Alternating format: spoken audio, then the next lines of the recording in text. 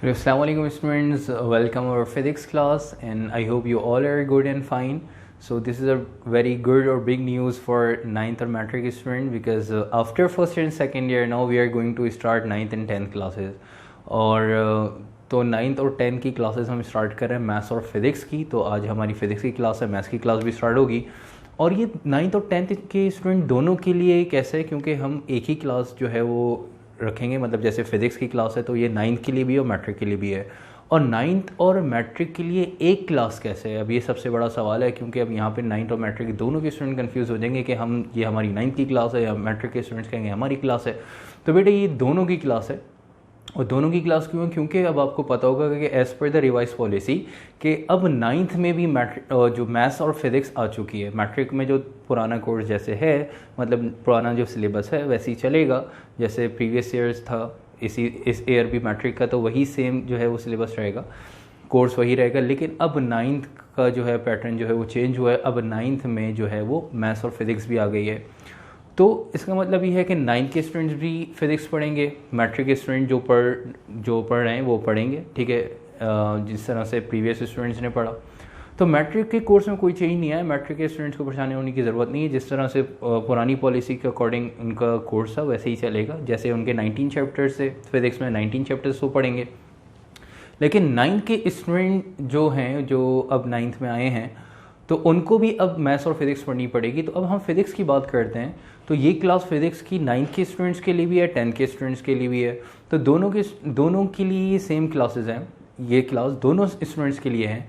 तो अब क्या डिफरेंस है 9th और 10th में? ठीक है, जब कोर्सेज सेम हैं, ठीक है, बिल्कुल सेम चीज़ें पढ़नी है, बुक भी सेम है, सिलेबस भी सेम है, तो डिफरेंस क्या है? डिफरेंस है, सबसे पहला डिफरेंस ये है कि 9th में जो आपको पता होना चाहिए कि फ़िज़िक्स में जो बुक है वो सिंध बोर्ड की, वो 19 चैप्टर्स हैं। ठीक है, सिंध बोर्ड में जैसे मैट्रिक में देखें पूरे 19 चैप्टर्स आप लोगों ने, मैट्रिक के स्टूडेंट्स ने पूरे 19 चैप्टर्स पढ़ने हैं। देखें ये पूरा मैट्रिक का पूरा सिलेबस लिखा हुआ है, इन्होंने 19 चैप्टर्स पढ़ने हैं। लेकिन 9th के जो स्टूडेंट्स हैं उन्होंने सिर्फ 10 चैप्टर्स पढ़ने हैं। ठीक है, 10 चैप्टर्स यही बुक रहेगी, 10 चैप्टर्स ये लोग 9 पे पढ़ेंगे और बाकी के जो 9 चैप्टर्स हैं वो मैट्रिक में जाके पढ़ेंगे। तो इसका मतलब ये हुआ कि बुक सेम है, सिलेबस भी हाफ सेम है। तो इसका मतलब एक ही क्लास में जो है वो हम कंटिन्यू करेंगे, एक ही क्लास जो है वो लेके चलेंगे, जिसमें वो 9th के स्टूडेंट्स के लिए भी होगी, मैट्रिक के स्टूडेंट्स के लिए भी होगी। अब ज़रा डिफरेंस देखिएगा, ये सिलेबस मैंने लिखा हुआ है 9 का और ये लिखा हुआ है मैट्रिक फिज़िक्स का सिलेबस। ठीक है, अब यहाँ पे 9th और मैट्रिक के जो चैप्टर्स हैं आप देख सकते हैं कि भाई 10 चैप्टर्स जो हैं ये टोटल आप देखने में नज़र आ रहा है, ये 11 चैप्टर, एक्चुअली 11 नहीं है, ये टोटल अगर काउंट करें तो 10 है। इसके अंदर से चैप्टर नंबर 9 बस मिस है। आप देख सकते हैं कि चैप्टर नंबर 9 इसमें नहीं है। सही है, चैप्टर नंबर 9 नहीं है, बाकी 1 to 11 तक पूरे चैप्टर्स हैं। बस चैप्टर नंबर 9 यहाँ पे 9th में नहीं है, वो चैप्टर नंबर 9 वो मैट्रिक में आके पढ़ेंगे। तो इसका मतलब ये है कि देखें पहला चैप्टर इंट्रोडक्शन, यहाँ पे भी इंट्रोडक्शन, ठीक है। दूसरा चैप्टर मेजरमेंट सेम है, kinematics of linear motion third chapter, fourth chapter motion and force, fifth chapter vectors, six chapter equilibrium, ठीक है, seven chapter circular motion and gravitation and 8 chapter work power energy.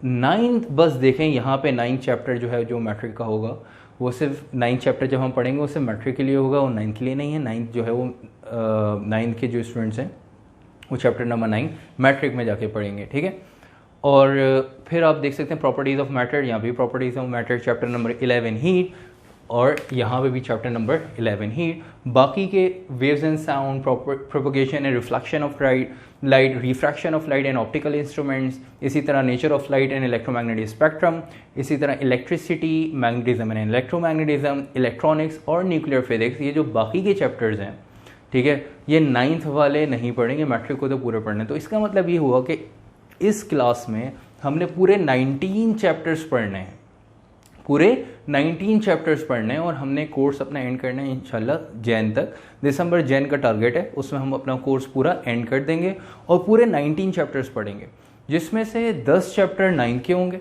जैसे ही हमारे 10 chapter heat तक जो है वो complete हो जाएगा तो 9 का कोर्स तो वहीं कंप्लीट हो जाएगा। तो इसका मतलब ये है कि अक्टूबर तक हमारा 9 का कोर्स जो है, 9 के स्टूडेंट का कोर्स फिज़िक्स का कंप्लीट हो जाएगा।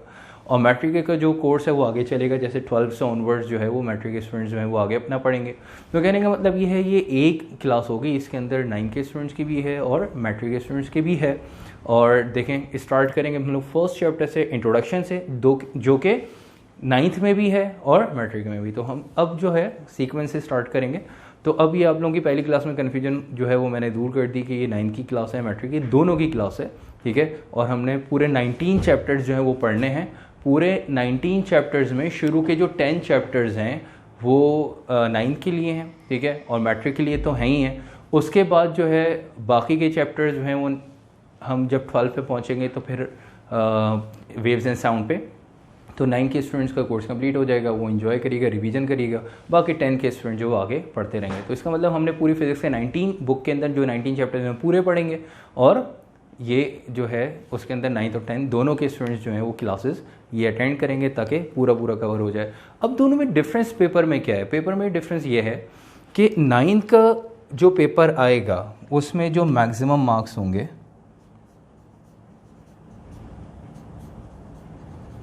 मतलब 9 का जो पेपर है वो 75 मार्क्स का है, 60 + 15। और मैट्रिक का जो पेपर है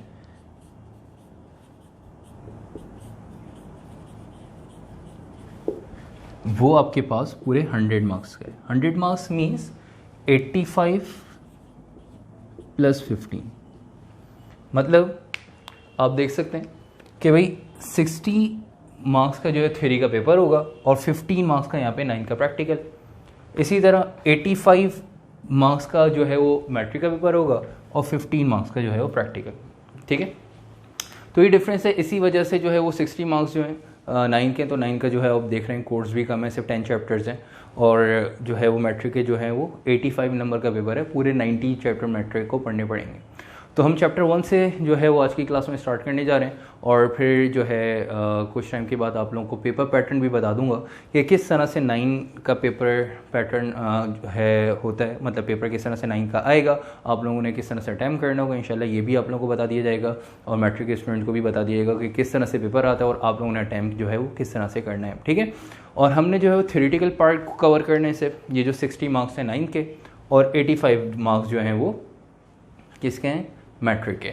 बाकी जो 15 मार्क्स जो हैं वो आप लोगों के प्रैक्टिकल के या आप लोग के स्कूल में जो है वो कवर होंगे। स्कूल में प्रैक्टिकल से जब होंगे तब आप लोग जो है वो उसको कवर वहाँ से कर सकते हैं।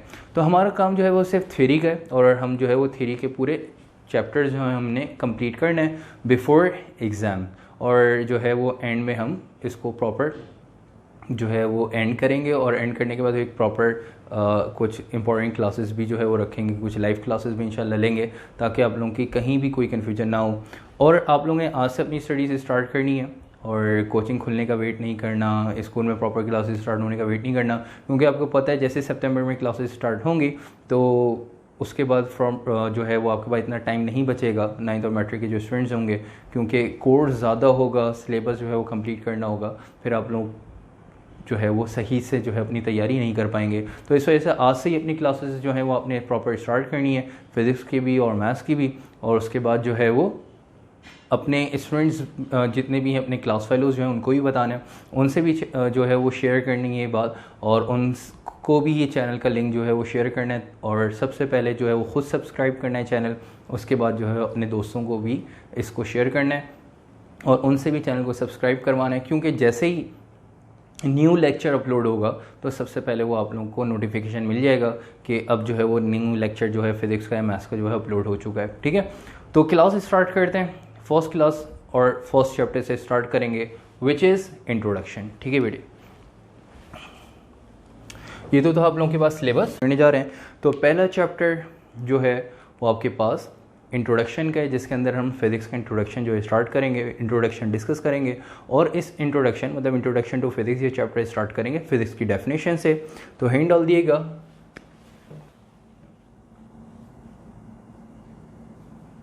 फिज़िक्स। अच्छा बेटे, अब सबसे पहले जो है वो 9th और 10th के जो स्टूडेंट्स हैं वो उनका पहले सवाल कि हम किस तरह से जो है वो काम को मेंटेन करेंगे, किस तरह से जो है वो क्लासेस लेंगे बेटे आपने जो है वो, और रजिस्टर्स किस तरह से मेंटेन करेंगे, नोट्स हमारे कैसे अवेलेबल जो है वो मिलेंगे। तो ये 9th और 10th के स्टूडेंट्स के लिए जो है वो बेटे ये बात है कि आप लोगों ने रजिस्टर्स मेंटेन करने की टेंशन नहीं लेनी है, और नोट्स की टेंशन नहीं लेनी है, और सिलेबस की अब टेंशन नहीं लेनी कि कोर्स कैसे कंप्लीट होगा, हमारी तैयारी कैसे होगी।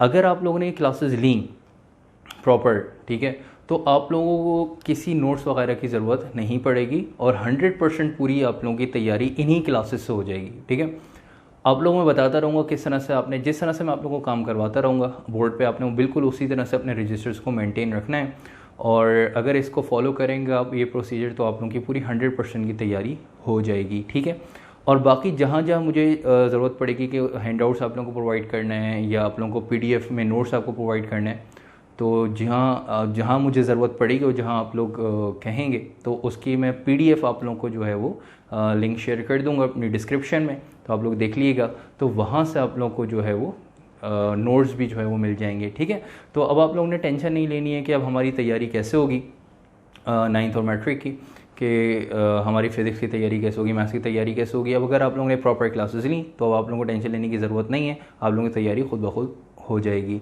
लेकिन हाँ, बस थोड़ी सी मेहनत आप लोगों ने घर पे करनी होगी कि क्लासेस अटेंड करने के बाद उस क्लास को जो है वो थोड़ा सा रिवाइज़ करना होगा, और ताकि जो है वो रट्टा नहीं लगाना, समझना है। ठीक है, रट्टिफिकेशन की तरफ नहीं जाना, कॉन्सेप्ट जितने ज़्यादा फिज़िक्स के क्लियर रखेंगे उतने ज़्यादा अच्छी बात है, क्योंकि फ़िज़िक्स जो है वो एक थ्योरेटिकल सब्जेक्ट नहीं है जिसके अंदर थ्योरी तो है, लेकिन जो है वो इसके अंदर मैथ्स भी, मैथमेटिक्स भी इन्वॉल्व है। तो आगे जाके, अभी तो पहले चैप्टर में इतना पता नहीं लगेगा, ये 3rd चैप्टर से आप लोगों को आइडिया होगा कि बहुत इंटरेस्टिंग ये सब्जेक्ट है। ठीक है, तो आपने जो है वो कॉन्सेप्ट की तरफ जाना है, because the main fund of physics is to learn the concept. ठीक है, अगर आपने कॉन्सेप्ट जो है वो अपने क्लियर रखे, तो आप लोगों को जो है वो फिज़िक्स से आप ये कह सकते हैं कि प्यार हो जाएगा। ठीक है, तो हम स्टार्ट करेंगे फ़िज़िक्स की डेफिनेशन से। तो फिज़िक्स की डेफिनेशन क्या है, तो ये वो डेफिनेशन है पहली और आखिरी जो कि मैं बोर्ड पे लिख रहा हूँ, और जो है उसके बाद सारी डेफिनेशंस जो होंगी वो मैं आपको डिक्टेट करवाऊँगा, आप लोगों ने खुद लिखनी होंगी। ये पहली डेफिनेशन क्यों लिख रहा हूँ, आइए देखते हैं, उसका रीज़न भी मैं आप लोगों को बताऊँगा। ठीक है, तो फिज़िक्स की बात करते हैं, तो कहते हैं फिज़िक्स जो है, physics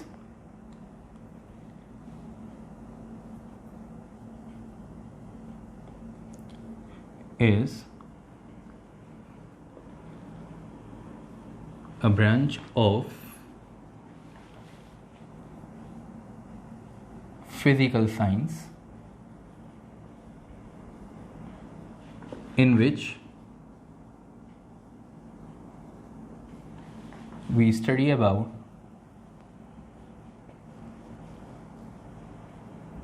properties and interaction between matter and energy। तो फिज़िक्स की डेफिनेशन ये फर्स्ट और लास्ट डेफिनेशन बोर्ड पे लिखी है।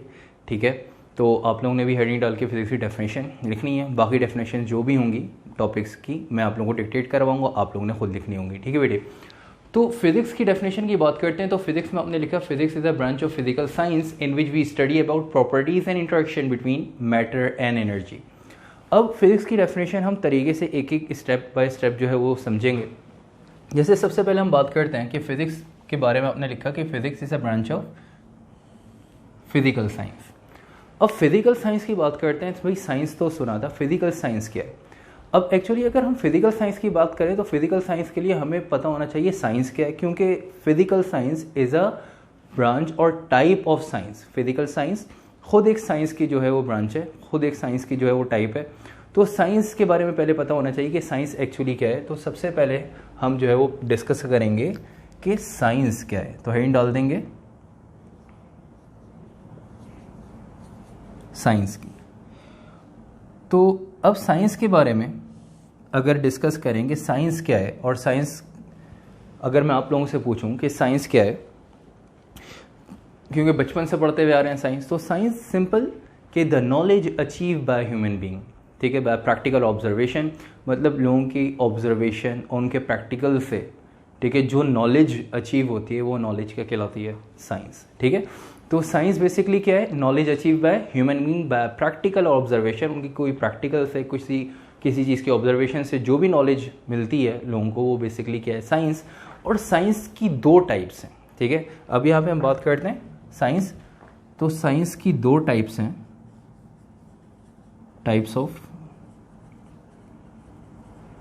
साइंस। तो टाइप्स ऑफ साइंस दो तरह की हैं, कौन कौन सी हैं बेटा ज़रा देख लीजिएगा। Number 1 is physical science,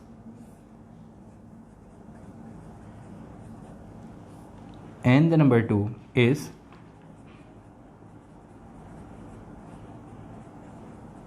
biological science. ठीक है बेटे, तो दो साइंस की जो है वो टाइप्स हैं। पहली टाइप आपके पास कौन सी है, physical science, and the second type is biological science. Physical science वो साइंस की ब्रांच, वो साइंस की टाइप जिसके अंदर हम नॉन लिविंग थिंग्स को स्टडी करते हैं, इसके अंदर हम नॉन लिविंग थिंग्स को स्टडी करते हैं। और बायोलॉजिकल साइंस की बात करें तो बायोलॉजिकल साइंस वो साइंस की ब्रांच, वो साइंस की टाइप जिसके अंदर हम लिविंग थिंग्स को स्टडी करते हैं। ठीक है बेटे, तो अब यहाँ पे आके आपको क्लियर हुआ होगा कि जो हमने स्टार्टिंग में लिखा बिल्कुल कि physics is a branch of physical science, तो अब मैं आपको स्टेप बाय स्टेप जो है वो डेफिनेशन समझा रहा हूँ, डेफिनेशन क्लियर कर रहा हूँ कि फिजिकल साइंस क्या है। तो फिजिकल साइंस पता चलेगा तो यहाँ तक ये वाली बात समझ में आएगी, physics is a branch of physical science. तो फिजिकल साइंस यहाँ पे जाके हमने डिस्कस किया कि भाई वो साइंस की ब्रांच जिसके अंदर हम, वो साइंस की टाइप जिसके अंदर हम नॉन लिविंग थिंग्स को स्टडी करते हैं। ठीक है, और बायोलॉजिकल साइंस वो साइंस की ब्रांच, वो साइंस की टाइप जिसके अंदर हम लिविंग थिंग्स को स्टडी करते हैं। तो इसका मतलब ये हुआ कि फिजिक्स वो साइंस की ब्रांच है जिसके अंदर हम नॉन लिविंग थिंग्स को स्टडी कर रहे हैं।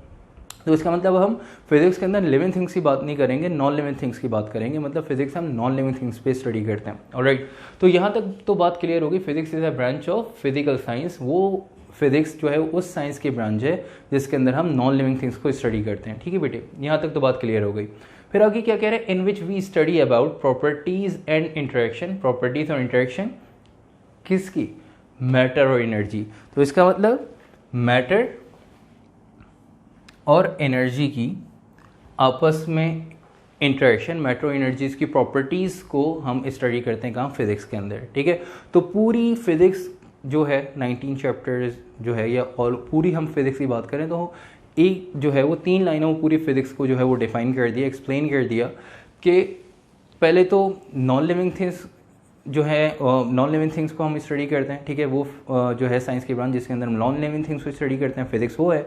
और उसके बाद इसके अंदर हम क्या करते हैं, मैटर और एनर्जी की प्रॉपर्टीज़ और मैटर और एनर्जी का आपस में इंटरेक्शन।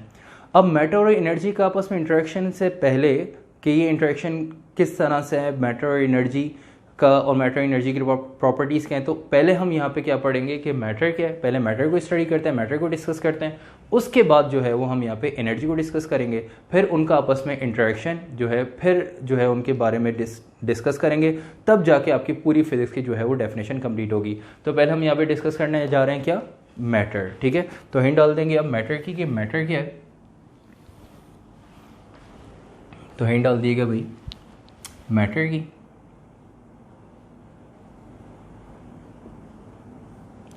अगर हम मैटर की बात करें तो मैटर क्या है, तो मैटर की डेफिनेशन 9th में पढ़ के आए होंगे कि anything which has mass and occupy some space, वो चीज़ जो कुछ ना कुछ स्पेस ऑक्यूपाई करती है, जिसका कुछ ना कुछ वजन हो, उसको हम क्या कहते हैं, matter. Anything which has mass and occupy some space, वो चीज़ जिसका कुछ ना कुछ वजन हो और वो कोई स्पेस ऑक्यूपाई करे, उसको क्या कहते हैं, मैटर। जैसे फॉर एग्जांपल ये मार्कर मैटर है, ठीक है, इसका कुछ ना कुछ वजन है और स्पेस ऑक्यूपाई कर रही है, ठीक है, ये मैटर है।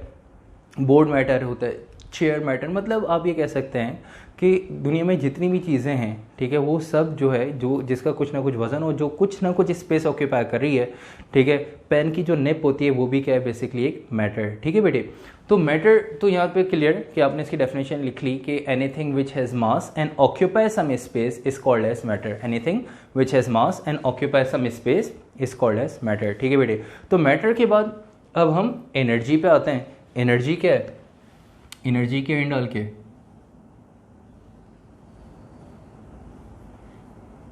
एनर्जी को स्टडी करते हैं, फिर जाके हम इन पूरी फिजिक्स की डेफिनेशन दोबारा शुरू से पढ़ेंगे ताकि सही से समझ में आ जाए। अब एनर्जी की बात कर रहे हैं तो एनर्जी क्या है, कहते ही हैं कि एनी द कैपेबिलिटी और any ability for doing work, किसी भी काम को करने की एबिलिटी, किसी भी काम को करने की, किसी भी वर्क को करने की एबिलिटी, कैपेबिलिटी क्या कहलाती है बेटा, एनर्जी। ठीक है, इसको हम क्या कहते हैं, एनर्जी क्या, कुव्वत, तवानाई। तो इसको डिफाइन किस तरह से करेंगे, डेफिनेशन लिख लीजिएगा एक लाइन में, फिर इसको डिस्कस करते हैं कि द कैपेबिलिटी और ability for doing work, the capability और ability for doing work is called as energy. The ability और capability for doing work is called as energy. ठीक है बेटे, तो एनर्जी किसी भी काम को करने की एबिलिटी क्या कहलाती है, एनर्जी। ठीक है, अब मैटर और एनर्जी डिस्कस कर लिया, तो इसका मतलब मैटर और एनर्जी की डिस्कशन के बाद अब आपको ये चीज़ समझ में आ गई कि मैटर क्या है, एनर्जी क्या है। अब हम पूरी फिजिक्स को, जब पूरी फिजिक्स की डेफिनेशन दोबारा से डिस्कस करें, एक दफ़ा पढ़ते हैं, तो आप लोगों को अब पूरी डेफिनेशन जो है वो सही से समझ में आ जाएगी कि physics is a branch of physical science in which we study about properties and interaction between matter and energy. मतलब मैटर और एनर्जी का आपस में इंटरेक्शन, मैटर और एनर्जी की प्रॉपर्टीज़, मतलब एनर्जी टू मैटर में कन्वर्जन, मैटर टू एनर्जी में कन्वर्जन। मतलब मैटर, कोई भी मैटर है उसको लाइट की स्पीड से ट्रैवल करा दें, ठीक है, बताते हैं कि according to the Einstein concept कि अगर किसी मैटर को लाइट की स्पीड से ट्रैवल कराते हैं वो क्या बन जाएगा, एनर्जी। ठीक है, और अगर किसी भी लाइट एनर्जी को या किसी भी एनर्जी को, ठीक है, अगर आपने मैटर को लाइट की स्पीड से जो है मूव करा दिया, 3 एक्सपोनेंट 10⁸ मीटर पर सेकेंड स्पीड से मूव करा दिया, वो एनर्जी में कन्वर्ट हो जाएगा। उस एनर्जी की स्पीड को कम कर दें, वापस मैटर बन जाएगा।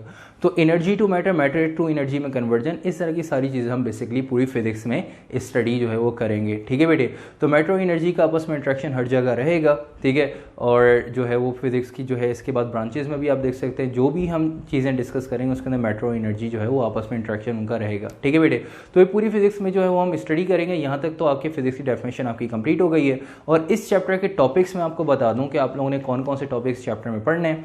फिजिक्स की डेफिनेशन आज हमने डिस्कस की है, उसके बाद जो है नेक्स्ट टॉपिक है branches of physics, Muslim scientist की कंट्रीब्यूशन है, importance of physics in our daily life, इसी तरह लेज़र टेक्नोलॉजी के यूजेस हैं इस चैप्टर के अंदर। और जो है यहाँ तक आके चैप्टर आपका जो है कंप्लीट हो जाएगा। एक टॉपिक है इसका एरर एक्यूरेसी, वो हम चैप्टर नंबर 2 इंस्ट्रूमेंट्स के साथ जो है वो डिस्कस करेंगे। ठीक है बेटे, तो यहाँ तक आके फिजिक्स की जो है वो डेफिनेशन कंप्लीट हो गई है। अब चलते हैं नेक्स्ट टॉपिक पे, which is branches of physics. ठीक है बेटे, तो नेक्स्ट टॉपिक स्टार्ट करने जा रहे हैं, हैंड डाल दिएगा ब्रांचेज ऑफ फिजिक्स की।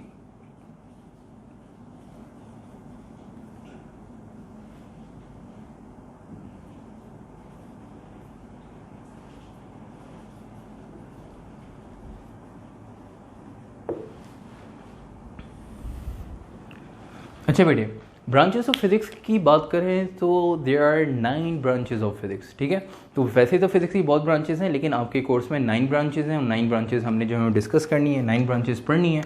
और फर्स्ट ब्रांच कौन सी है, मैकेनिक्स।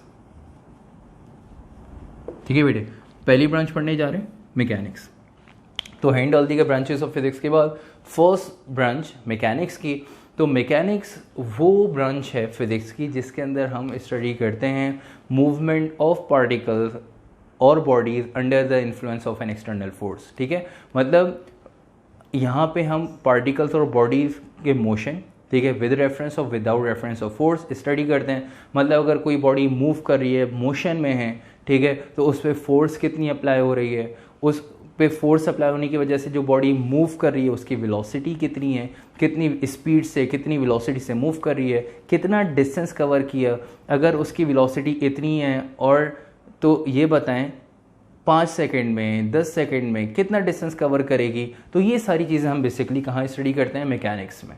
ठीक है। तो मैकेनिक्स में क्या स्टडी करते हैं, पहले तो इसकी डेफिनेशन लिखें जल्दी से, इस ब्रांच की डेफिनेशन एक लाइन में छोटी सी डेफिनेशन मैकेनिक्स की लिख लें, फिर हम इसको स्टडी करते हैं, इसको हम डिस्कस करते हैं कि it is a branch of physics, it is a branch of physics in which it is a branch of physics in which we study about, it is a branch of physics in which we study about movement of particles, movements of particles or bodies, movements of particles or bodies under the influence of an external force, movement of particles or bodies under the influence of an external force, under the influence of an external force. यहाँ तक आके mechanics की जो है वो definition जो है वो कंप्लीट हो गई। तो आपने बोला कि क्या डिस्कस किया कि इसके अंदर हम पार्टिकल्स या कोई बॉडी जो है मूव कर रही है, तो उसकी मूवमेंट को हम बेसिकली किस तरह से मूव कर रही है, उस पर जो फोर्स अप्लाई हो रही है किस तरह से अप्लाई हो रही है, ठीक है। पार्टिकल मूव कर रहा है, पार्टिकल जो है अगर कोई चार्ज पार्टिकल ने उसको मैग्नेटिक फील्ड के अंदर एंटर करा है तो क्या होगा, वहाँ पे एक स्ट्रॉन्ग मैग्नेटिक फील्ड डेवलप होगी, उस पर दो फोर्सेस अप्लाई होंगे, एक इलेक्ट्रिक फील्ड और एक मैग्नेटिक फील्ड से, और पार्टिकल जो है मूव करते हुए जाएगा, ठीक है। अगर magnetic field into the paper है तो कैसे मूव करेगा, magnetic field out of the paper है कैसे मूव करेगा, ये सारी चीज़ें हम जो है वो आगे इस ब्रांच में जो है मैकेनिक्स में स्टडी करेंगे। तो इस ब्रांच से रिलेटेड आपके पास दो चैप्टर्स हैं, chapter number 3 kinematics and chapter number 4 motion and force. ये चैप्टर जो है वो बेसिकली मैकेनिक्स से रिलेटेड है, जो कि हम यहाँ पे फिजिक्स में डिस्कस करेंगे, ठीक है बेटे। तो मैकेनिक्स के बाद आगे चलते हैं next branch which is electricity.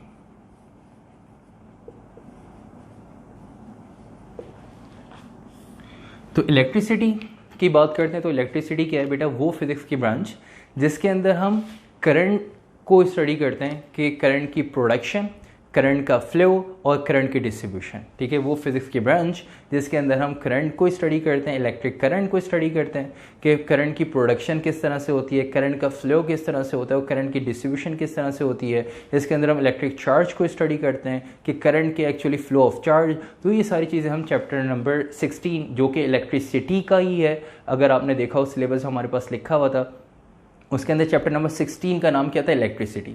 तो इलेक्ट्रिसिटी को पूरा एक चैप्टर है, उसके अंदर हमने जाके डिस्कस करना है सारी चीज़ें बहुत डिटेल में। लेकिन फ़िलहाल अब तक यहाँ पे आपने जो है इलेक्ट्रिसिटी के बारे में अगर थोड़ा सा इंट्रोडक्शन यहाँ पे पढ़ना है कि फ़िज़िक्स की कौन सी ब्रांच है, इसके अंदर जो है वो क्या स्टडी करते हैं। ये फिज़िक्स की वो ब्रांच है जिसके अंदर हम इलेक्ट्रिक करंट को स्टडी करते हैं, ठीक है। तो इसकी एक छोटी सी एक लाइन में इसकी डेफिनेशन लिखें, फिर इसको हम स्टडी करते हैं।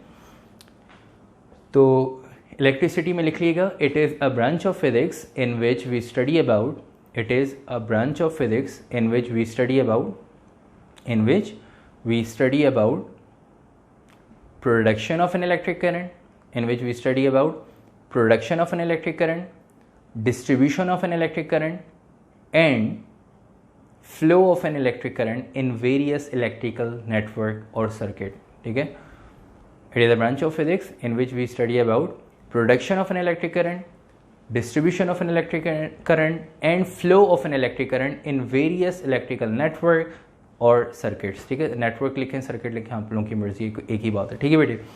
तो इसके अंदर हम कि करंट किस तरह से प्रोड्यूस होता है, ठीक है। डैम के थ्रू करंट को जो है वो मैन्युफैक्चर करंट प्रोड्यूस कराते हैं, फिर उनको जो है वो डिस्ट्रीब्यूट करके फ्लो करा के जो है आपके जो एरियाज़ में जो पावर हाउसेज है वहाँ तक आता है, फिर वहाँ से जो है वो करंट जो है वो और मज़ीद जो है वो डिस्ट्रीब्यूट होता है, और जो PMTs होते हैं एरिया के कॉर्नर्स पे जो पोल के ऊपर ट्रांसफार्मर्स लगे हुए होते हैं, ठीक है। तो वो ट्रांसफार्मर्स क्या कहलाते हैं, PMT, ठीक है बेटे, क्या कहलाते हैं, PMT मीन्स पोल माउंटेड ट्रांसफार्मर। पोल माउंटेड ट्रांसफार्मर आपने देखा होगा, पोल्स पे जो ट्रांसफार्मर लगे हुए होते हैं उसके अंदर करंट आ रहा होता है ऑलमोस्ट 500 to 550 वोल्ट का, फिर वो ट्रांसफार्मर करंट को और जो है डिस्ट्रीब्यूट करते हैं और वहाँ से 550 से और डिस्ट्रीब्यूट करके 200 to 220 वोल्ट तक का करंट नॉर्मल रेजिडेंशियल एरियाज़ में, नॉर्मल घरों में जो है प्रोवाइड कर रहे होते हैं। तो करंट की प्रोडक्शन, करंट की डिस्ट्रीब्यूशन, करंट का फ्लो, ये सारी चीज़ें हम बेसिकली इलेक्ट्रिसिटी के अंदर डिस्कस करते हैं। और करंट खुद क्या है, एक्चुअली करंट है बेसिकली बेटा फ्लो ऑफ चार्ज, कि पर यूनिट टाइम में जितने चार्जेस फ्लो हो रहे हैं, ठीक है, किसी भी कंडक्टर से पर यूनिट टाइम में जितने भी चार्जेस फ्लो होंगे अगर फॉर एग्जांपल बात करते हैं 12 चार्जेस फ्लो हो रहे हैं, 12 इलेक्ट्रॉन जो है वो पास हो रहे हैं किसी कंडक्टर से पर सेकंड, पर यूनिट टाइम में, 1 सेकंड में, तो इसका मतलब करंट क्या हो जाएगा, 12 एम्पेयर हो जाएगा। 15 जो है इलेक्ट्रॉन्स पास हो रहे हैं पर यूनिट टाइम में, मींस पर सेकंड में, तो इसका मतलब करंट क्या हो जाएगा, 15 एम्पेयर का हो जाएगा। तो इसको बहुत ज़्यादा डिटेल में, ठीक है, बहुत इंटरेस्टिंग जो है वो चैप्टर है, पढ़ेंगे कहाँ, चैप्टर नंबर 16 में जब पहुँचेंगे, ठीक है। और मैट्रिक वाले तो अभी पढ़ लेंगे इसी साल, 9th वाले जो है वो नेक्स्ट ईयर जो है वो चैप्टर नंबर 16 इलेक्ट्रिसिटी पढ़ेंगे, तब जाके वो ये चीज़ें जो है डिस्कस कर लेंगे, ठीक है बेटा। तो इलेक्ट्रिसिटी की डेफिनेशन आप लोगों ने लिख ली है। तो इलेक्ट्रिसिटी के बाद आगे चलते हैं, नेक्स्ट ब्रांच आप लोग के पास है इलेक्ट्रोमैग्नेटिज्म।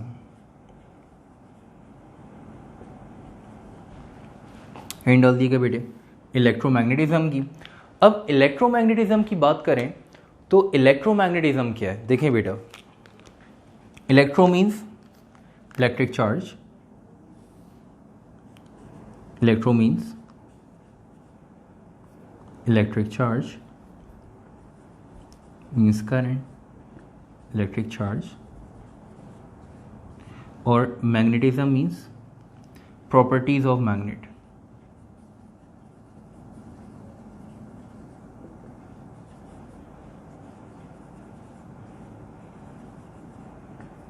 प्रॉपर्टीज ऑफ मैग्नेट, ठीक है।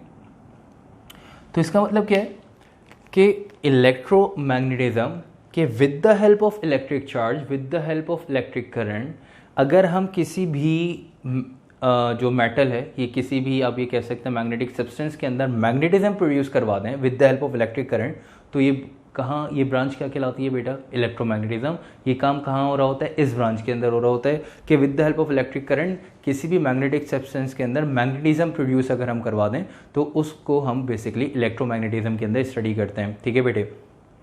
तो वैसे तो आपके पास chapter number 17 magnetism and electromagnetism, उसके अंदर बहुत डिटेल में डिस्कस करेंगे। अभी मैं छोटा सा इंट्रोडक्शन इसका दे रहा हूँ क्योंकि ये तो ब्रांचेस हम डिस्कस कर रहे हैं, ठीक है। इसके अंदर जो है इस चैप्टर का नाम इंट्रोडक्शन है, इसके अंदर जो है वो सारी चीज़ों को छोटे छोटे सा जो है वो इंट्रोडक्शन है, लेकिन हमने पढ़नी डिटेल में चीज़ें चैप्टर नंबर 2 से ही हैं, ठीक है। तो अब इलेक्ट्रोमैग्नेटिज्म में कह रहा है कि electro means electric charge, magnetism means properties of magnetism या प्रोडक्शन ऑफ मैग्नेटिज्म। तो किसी भी मैग्नेटिक सब्सटेंस, मतलब आयरन, निकल और कोबाल्ट, ये 3 मैग्नेटिक सब्सटेंस हैं, करंट प्रोवाइड करके इसको किस तरह से मैग्नेटिज्म जो है वो प्रोड्यूस करवा सकते हैं इनके अंदर, ठीक है। तो ये कहाँ स्टडी करते हैं, इलेक्ट्रोमैग्नेटिज्म में। मतलब फॉर एग्जांपल अगर आप कोई मेटल की रॉड लें, ठीक है, और उसको करंट सप्लाई करें, तो करंट सप्लाई करने से उस मेटल की जो रॉड है उसके अंदर कुछ मैग्नेटिज्म जो है प्रोड्यूस हो जाएगा। आपने देखा होगा जितने भी आपके जो स्क्रू ड्राइवर्स होते हैं, ठीक है, तो वो यूज़ होने के बाद ही, मतलब करंट में यूज़ होने के बाद उनके अंदर मैग्नेटिज्म प्रोड्यूस हो जाता है, और जब वो फिर आप जो है यूज़ कर रहे होते हैं तो स्क्रू और कील जो उसके अंदर जो है वो चिपक रहे होते हैं। तो क्यों, क्योंकि करंट प्रोवाइड करने से, करंट जो है उसके अंदर यूज़ करने से करंट में उनको, तो उस डिवाइस के अंदर मैग्नेटिज्म जो है वो क्या हो गया है, प्रोड्यूस हो गया है। तो basically with the help of electric current magnetism जिस तरह से प्रोड्यूस होता है, ठीक है, किस तरह से प्रोड्यूस होता है, ये सारी चीज़ें जो है वो हम इलेक्ट्रोमैग्नेटिज्म में डिस्कस करेंगे, और डिटेल में ये चैप्टर जो है चैप्टर नंबर 17 में डिस्कस करेंगे, ठीक है बेटा। तो एक लाइन में इसकी डेफिनेशन लिख लीजिएगा कि it is a branch of physics, it is a branch of physics in which we study about, it is a branch of physics in which we study about production of magnetism with the help of electric current, in which we study about production of magnetism with the help of electric current, ठीक है बेटे। ये आ गई छोटी सी definition किसकी, electromagnetism की। Electromagnetism के बाद आगे चलते हैं और नेक्स्ट ब्रांच की तरफ, और नेक्स्ट ब्रांच जो है वो डिस्कस करते हैं। इलेक्ट्रोमैग्नेटिज्म के बाद जो 4th ब्रांच है आपके पास फिजिक्स की, वो है solid state physics.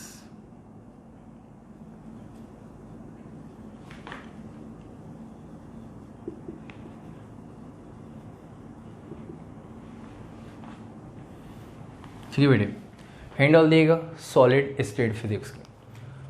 Solid state physics अगर आप देखें यहाँ पे, तो नाम क्या है, सॉलिड स्टेट। तो यहाँ पे सॉलिड मटेरियल्स को, सॉलिड सब्सटेंसेस को डिस्कस करते हैं, नहीं बेटे। इसके अंदर हम क्या करते हैं, सॉलिड स्टेट फिजिक्स के अंदर, इसके अंदर हम क्रिस्टलाइन स्ट्रक्चर को स्टडी करते हैं। ठीक है, मतलब क्या करते हैं, एलिमेंट और सब्सटेंसेस के क्रिस्टलाइन स्ट्रक्चर्स को स्टडी करते हैं कि एलिमेंट्स की क्रिस्टलाइन स्ट्रक्चर को, फॉर एग्जांपल एक कार्बन का एलिमेंट लिया, ठीक है, इसके साथ जो है वो हाइड्रोजन के 3 क्रिस्टल जो हैं इनका कॉम्बिनेशन बना के आपने एक सब्सटेंस बना लिया CH3, ठीक है बेटे।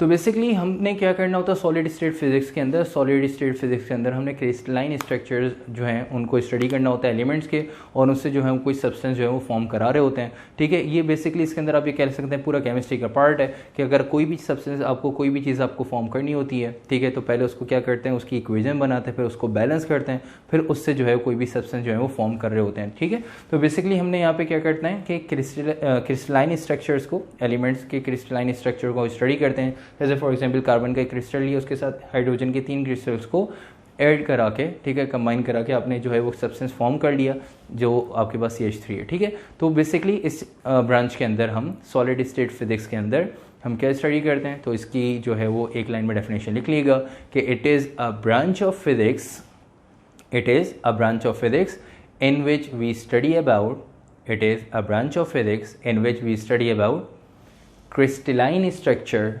of element and substances. It is a branch of physics in which we study about crystalline structure of elements and substances. Crystalline structure of elements and substances. Solid state physics के बाद आगे चलते हैं next branch पे, और next branch आपके पास कौन सी है, एटॉमिक फिजिक्स,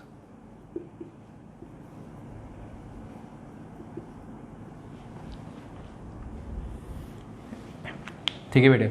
एटॉमिक फिजिक्स देखें नाम से क्या है, एटम, क्या इसके अंदर हम एटॉमिक फिजिक्स के अंदर क्या स्टडी करते हैं, एटॉमिक फिजिक्स के अंदर हम एटम्स के स्ट्रक्चर को, एटम की प्रॉपर्टीज़ को, एटम की शेप को जो है वो बेसिकली हम स्टडी करते हैं कि एटम जो है कि जिस तरह से एटम की शेप है, एटम की प्रॉपर्टीज़ हैं, ठीक है, एटम के जो पार्टिकल्स हैं उसके अंदर, तो उसको हम बेसिकली क्या एटॉमिक फिजिक्स के अंदर जो है वो बेसिकली डेफिनेशन इसकी लिख लें एक लाइन में कि it is a branch of physics in which we study about, it is a branch of physics in which we study about properties of an atom, shape of an atom and particles present in an atom. It is a branch of physics in which we study about properties of an atom,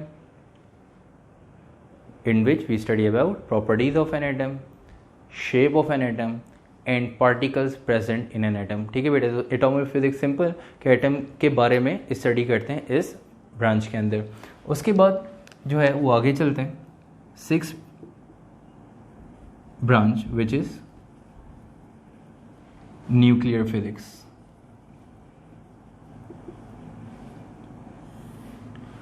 अब nuclear physics के बारे में अगर हम बात करें तो nuclear physics कौन सी फिजिक्स की ब्रांच है जिसके अंदर बेटे हम न्यूक्लियस को स्टडी करते हैं, जिसके अंदर हम न्यूक्लियस को स्टडी करते हैं।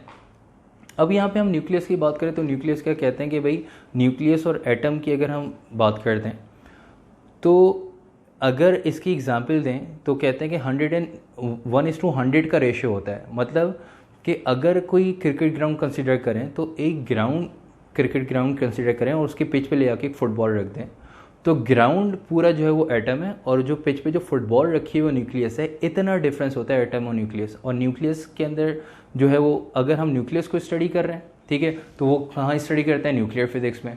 तो न्यूक्लियस के अंदर जो पार्टिकल्स हैं, ठीक है, इलेक्ट्रॉन, प्रोटॉन, न्यूट्रॉन, ये सारी चीज़ें जो हैं उनके बारे में, न्यूक्लियस के शेप को, न्यूक्लियस की प्रॉपर्टीज़ को हम बेसिकली न्यूक्लियर फिजिक्स के अंदर स्टडी करते हैं।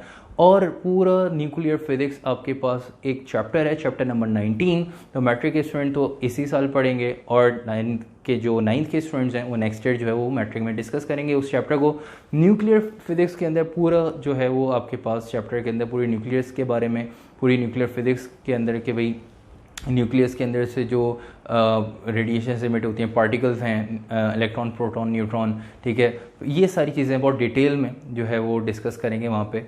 यहाँ पे सिर्फ आपने छोटा सा इंट्रोडक्शन डिस्कस करना है, तो एक लाइन में इसकी भी डेफिनेशन लिख लें कि it is a branch of physics in which, it is a branch of physics in which we study about, it is a branch of physics in which we study about properties of nucleus, in which we study about properties of nucleus, shape of nucleus and particles present in a nucleus, and particles, shape of nucleus and particles present in a nucleus। ठीक है बेटे, तो यहाँ तक आके आपके पास 6 branches जो हैं वो आप लोगों की कंप्लीट हो गई हैं। उसके बाद आगे चलते हैं 7th branch which is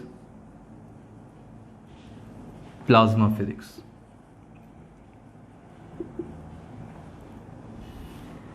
plasma physics के बारे में बात करें अगर, तो बेटा प्लाज्मा फिजिक्स क्या है? तो प्लाज्मा फिजिक्स वो फिजिक्स की ब्रांच जिसके अंदर हमने हाईली आयोनाइज्ड एटम्स को, हाईली आयोनाइज्ड न्यूक्लियाई को हमने जो है वो बेसिकली स्टडी करना है। अब highly ionised nuclei, basically nuclei क्या है? न्यूक्लियस की जो अब ये कह लें प्लूरल फॉर्म है, 2 या 2 से ज़्यादा न्यूक्लियस जो है वो मिलके क्या कहलाते हैं? न्यूक्लियाई। तो 2 या 2 से ज़्यादा न्यूक्लियस को हम मिलाते हैं, ठीक है, मिला के हाईली आयोनाइज्ड न्यूक्लियाई जो है वो फॉर्म करते हैं। उससे आपके पास 4th state of matter which is plasma, ठीक है, plasma 4th state of matter जो है वो कहलाती है, ठीक है, जो जिससे हम जो है वो बेसिकली क्या करते हैं? 4th स्टेट ऑफ मैटर को जो है वो जो है बनाते हैं। जैसे आपके पास हमने क्या कहा कि भाई 2 या 2 से ज़्यादा न्यूक्लियाई जो है न्यूक्लियस को मिला के हाईली आयोनाइज्ड न्यूक्लियाई जो है वो फॉर्म करते हैं, और highly ionised nuclei basically 4th state of matter which is plasma. तो प्लाज्मा फिजिक्स के अंदर हम हाईली आयोनाइज्ड न्यूक्लियाई को बेसिकली हम क्या करते हैं? स्टडी करते हैं। तो इसके बारे में जो है वो लिख लीजिएगा प्लाज्मा फिजिक्स के बारे में कि it is a branch of physics in which we study about highly ionized nuclei. It is a branch of physics in which we study about highly ionized nuclei। ठीक है, न्यूक्लियाई जो है वो बेटे क्या है? न्यूक्लियस की प्लूरल फॉर्म है, ठीक है। तो हाईली आयोनाइज्ड न्यूक्लियस को हम बेसिकली न्यूक्लियाई को, हाईली आयोनाइज्ड न्यूक्लियाई को हम बेसिकली कहाँ स्टडी करते हैं? प्लाज्मा फिजिक्स के अंदर, ठीक है। उसके बाद जो है प्लाज्मा फिजिक्स के बाद 8th branch, second last branch you can say of physics, which is biophysics। ठीक है बेटे, बायोफिजिक्स, बायो मीन्स लाइफ, ठीक है, बायो मीन्स लाइफ। अब बायोफिजिक्स इसके अंदर लाइफ को स्टडी करेंगे, ठीक है। और अभी हमने स्टार्टिंग में फिजिक्स की डेफिनेशन में पढ़ा कि भाई फिजिक्स वो साइंस की ब्रांच है जिसके अंदर हम नॉन लिविंग थिंग्स को स्टडी करते हैं। तो यहाँ पे लाइफ का जिक्र कैसे आ गया? तो बेटा बायोफिजिक्स का मतलब क्या है कि वो फिजिक्स की ब्रांच जिसके अंदर हम उन तमाम चीज़ों को स्टडी करते हैं जो किससे रिलेट कर रही हों? लाइफ से। लाइफ को स्टडी नहीं करते, उन चीज़ों को जो लाइफ से रिलेट कर रही हों, वो डिवाइसेस, वो इंस्ट्रूमेंट्स जो रिलेट कर रहे हो किससे? लाइफ से, ठीक है। कौन से? जैसे फॉर एग्जांपल ACG एपरेटस है, ठीक है, स्टेथोस्कोप जो है वो बेसिकली जो डॉक्टर्स यूज़ करते हैं, ठीक है, थर्मोमीटर है। तो बेसिकली वो तमाम डिवाइसेस जो कि लाइफ से रिलेटेड हैं, ठीक है, उन तमाम डिवाइसेस को हम यहाँ पे बायोफिजिक्स के अंदर स्टडी करते हैं। इसी तरह स्केलेटन है, ठीक है, तो ये जो है ये भी नॉन लिविंग थिंग है। तो स्केलेटन को और तमाम वो इंस्ट्रूमेंट और डिवाइसेस जो कि लाइफ से रिलेट कर रही हों उनको हम बेसिकली बायोफिजिक्स के अंदर स्टडी करते हैं। अब ये कह सकते हैं आपके जो हॉस्पिटल्स में जितने भी एपरेटस यूज़ हो रहे होते हैं, ठीक है, जितनी भी मशीन्स यूज़ हो रही होती हैं वो सारी जो है वो बेसिकली कहाँ जाती हैं? बायोफिजिक्स में। और इसके अंदर आगे जाके जो है वो आगे अगर इसकी डेप्थ में जाएँ तो बायोफिजिक्स से रिलेट करते हुए आगे जो फील्ड है वो आपने जो है bio technical engineering, bio medical engineering जो है वो NAD जो है वो करवा रही है। तो बेसिकली वो क्या कर रही है? वो जो एपरेटस हैं, ठीक है, उनके टेक्नीशियंस जो है वो बन रहे होते हैं, क्योंकि एपरेटस तो यहाँ पे मैन्युफैक्चर्ड होते नहीं हैं, तो इस वजह से बाहर से इंपोर्ट होते हैं। तो उनका आगे इतना कोई स्कोप नहीं है, करना नहीं है, सिर्फ पता होना चाहिए। और फिर जो वो इंजीनियरिंग कर रहे होते हैं तो फिर वो सिर्फ हॉस्पिटल में टेक्नीशियन ही बन के रह जाते हैं। तो खैर तो ये आगे की बात है, अभी फ़िलहाल जो है सिर्फ आपने इतना ही सीखना है कि बायोफिजिक्स क्या है। तो बायोफिजिक्स में आपने जो है वो एक लाइन में जल्दी से डेफिनेशन लिख लें कि biophysics it is a branch of physics in which it is a branch of physics in which we study about it is a branch of physics in which we study about devices or instruments related to life, in which we study about devices or instruments related to life or skeleton system। ठीक है, devices और instrument related to life और skeleton system. ठीक है बेटे, उसके बाद last जो है वो ब्रांच डिस्कस करेंगे और फिर यहाँ पे क्लास को एंड करेंगे, which is astrophysics.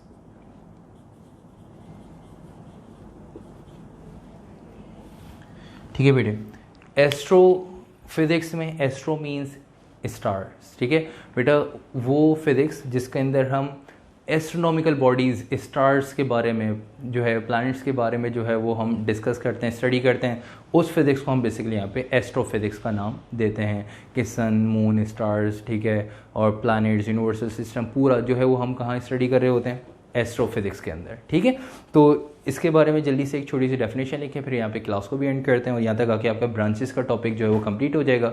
Next class में हम मुस्लिम साइंटिस्ट की कॉन्ट्रीब्यूशन और जो है फिर आगे न्यू टॉपिक जो है वो टेक्निक जो है लेज़र टेक्नोलॉजी है। ठीक है, इसी तरह importance of physics in daily life है, ये इंशाल्लाह नेक्स्ट क्लास में हम इसको डिस्कस करेंगे। तो एस्ट्रोफिजिक्स के बारे में जल्दी से लिखिएगा, it is a branch of physics, it is a branch of physics in which we study about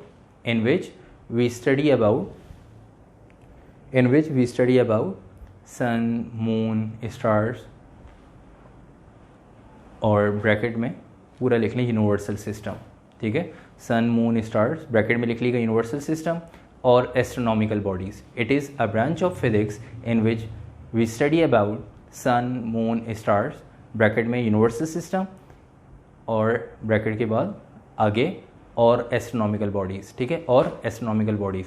यहाँ तक आके ये ब्रांचेस ऑफ फिजिक्स का जो है टॉपिक कंप्लीट हो गया। फिजिक्स की डेफिनेशन और ब्रांचेस हमने आज डिस्कस की फर्स्ट चैप्टर की। और उसके बाद अगर आप लोगों को कोई भी कन्फ्यूजन हो, कोई भी क्यूरी हो, कोई भी कोई प्रॉब्लम हो, कुछ भी पूछना हो, ठीक है, तो आप लोग जो है वो कमेंट कर सकते हैं, आप लोग डिस्क्रिप्शन देख सकते हैं और डिस्क्रिप्शन हर वीडियो की लाजमी देखा करें कि उससे रिलेटेड कुछ आपको चीज़ें वहाँ पे मिलेंगी और आप लोग किस तरह से कांटेक्ट करना है, ठीक है, वो भी आपको मिल जाएगा वहाँ पे कि आप लोग जो है वो कांटेक्ट कर सकते हैं, आप लोग व्हाट्सएप कर सकते हैं, आप लोग मेल कर सकते हैं। ठीक है, अगर आप लोगों को कोई भी कन्फ्यूजन हो, कोई भी क्यूरी हो, ठीक है, रिगार्डिंग एनीथिंग, तो आप लोग जो है वो पूछ सकते हैं। और अगर आप लोगों को सबसे मेन चीज़, अगर आप लोगों को वीडियो पसंद आई, लेक्चर पसंद आया, तो आपने जो है वो लेक्चर को जो है वो लाइक करना है, वीडियो लाइक करनी है। और अगर आपने अब तक चैनल सब्सक्राइब नहीं किया तो चैनल को सबसे पहले आपने खुद सब्सक्राइब करना है। और सबसे मेन चीज़ कि आपने इसको अपने फ्रेंड्स में और अपने स्कूल में जितने भी जो है वो फेलोज़ हैं सबको जो है वो शेयर करना है, 9th और 10th दोनों के स्टूडेंट्स को, ताकि जिस तरह से आप लोगों ने अपनी स्टडी से स्टार्ट कर ली उनकी भी स्टार्ट हो जाए। और फिर जो है वो ताकि जो है आपने सुना होगा कि इल्म बांटने से बढ़ता है, तो जो है जिस तरह से आप लोग का फ़ायदा हो रहा है उनका भी फ़ायदा हो।